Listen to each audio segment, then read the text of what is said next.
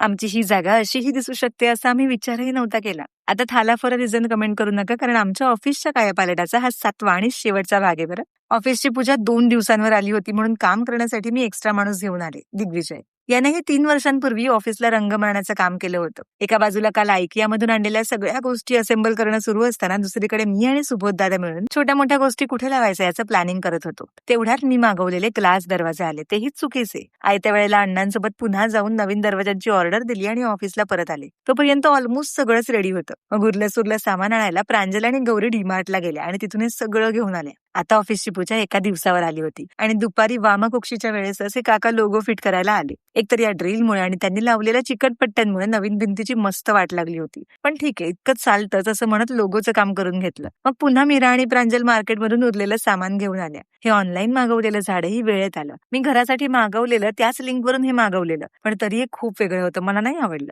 पूजेपर्यंत sofa होऊच शकत नाही असं म्हणणाऱ्या या दुकानवाल्याने बरोबर आदल्या रात्री सोफा पाठवला बरं. आणि सगळं लावून झाल्यावर आपलं ओके देन काहीसं असं दिसायला लागलं. बाहेरची ही सुंदर भिंत आणि त्याच्यावरचा ग्रीन सिग्नल, आतल्या भिंतीवरचं विन्सेंट व्हॅन गॉगचं हे सुंदर चित्र, इथे थांबून पुस्तकं वाचावी म्हणून केलेला हा सुंदर कोपरा आणि तिथला रेड सिग्नल, ही ब्रेनस्टॉर्मिंग वॉल, इथे किचन होतं असं वाटूही न देणारी ही आतली रूम, या आतल्या वॉलवरचा हा येल्लो सिग्नल आणि मधल्या रूमच्या खिडकीतून दिसणारं हे सुंदर चित्र. कसलं भारी ना. पूजेनंतर हे दरवाजेही फिटिंग करून टाकले लगेच आणि ऑफिस आणखी छान दिसू लागलं. तुम्हाला आमच्या ऑफिसचा हा कायापालट कसा वाटला कमेंट करून नक्की सांगा बरं. आणि हो,